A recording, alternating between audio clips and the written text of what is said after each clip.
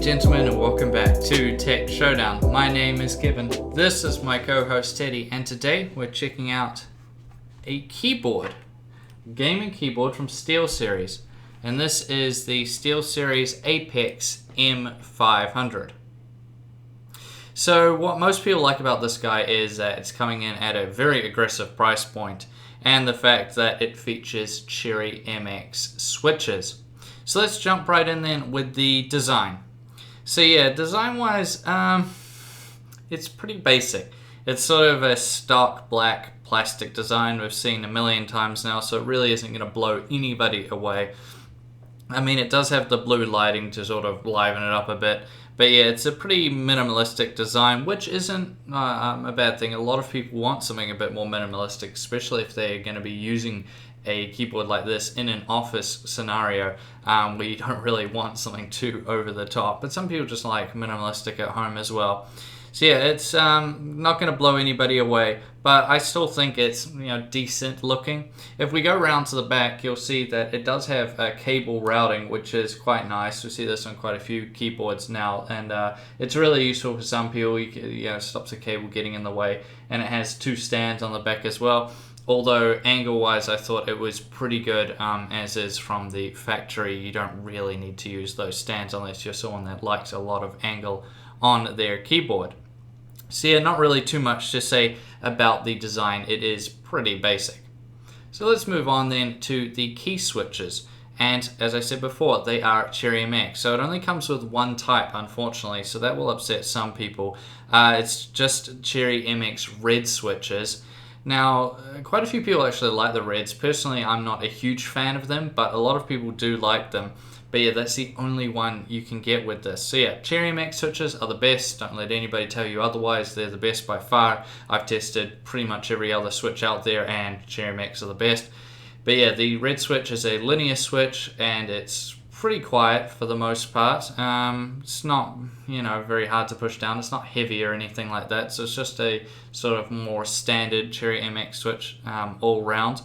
Now, layout-wise, it's very normal. There's no macro keys, there's no additional keys or anything like that. You've got some functions up the top there on the F keys, but that's about it. There's nothing different. It's very stock layout here. And in terms of use, for typing, it's absolutely fantastic. Reds, I think I quite like reds for typing, and for gaming it's also excellent. There's nothing wrong with this. The Cherry MX switches will also be very, very reliable, so I think in that aspect it should do you extremely well. Now let's move over to the lighting then. Now there's not too much to say about it because it is quite basic, so it only does have the blue lighting, so that's your only choice. And it comes with either the solid effect, which will just mean it's just on all the time, or as you can see now, it has the breathing effect, which is a little bit more fancy, I suppose. But yeah, the blue lighting just helps to lighten it up a little bit. It makes it a bit more like a gaming keyboard. It does differentiate it a bit.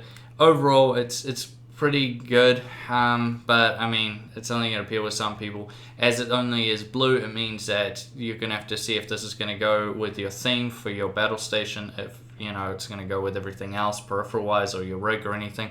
Some people are very particular about that, but it does help keep the cost down compared to an RGB keyboard, so that's a good factor here too, and we will talk about cost a little bit later on. Now let's talk about features. So it comes with the SteelSeries Engine 3 software, which I actually really like. This looks really tidy. It's a fantastic software, but this keyboard is very limited in what you can do. As I said, there's only two lighting modes. You can adjust the brightness if you really want to make it brighter, but really most of us are just going to set it at one setting, and then leave it. It has on-the-fly macro recording. Okay, so this is actually going to be quite useful for some people. Most people I don't think will actually be using it, but on-the-fly macro recording will be quite good. And that's about it really. There's nothing else you can really do with it. But as I said, it does give you some software adjustability there, especially with the macro stuff. Which brings us now to the conclusion, and price-wise, this is coming in at 159 New Zealand dollars currently at Playtex. So that's very, very low for a mechanical gaming keyboard. The only thing that really comes in lower, that features a Cherry MX switch that is something like the Ducky 1. So that's really what we can compare it to. So it's a cheap price for a mechanical keyboard, but when you compare it to the Ducky One, you might be getting a better deal by the fact that the Ducky One, you can pick different lighting options usually. You can also pick a different Cherry MX switch, so you can have blues or browns, which is really good as well. So yeah, that's sort of where this kind of falls down, at least anyway in New Zealand, is it doesn't really compete that well when you bring those keyboards into it. If you're someone who really wants on-the-fly macro recording, then that would kind of help it, to do with software. Ducky doesn't have any software. You have to do it all through the keyboard itself.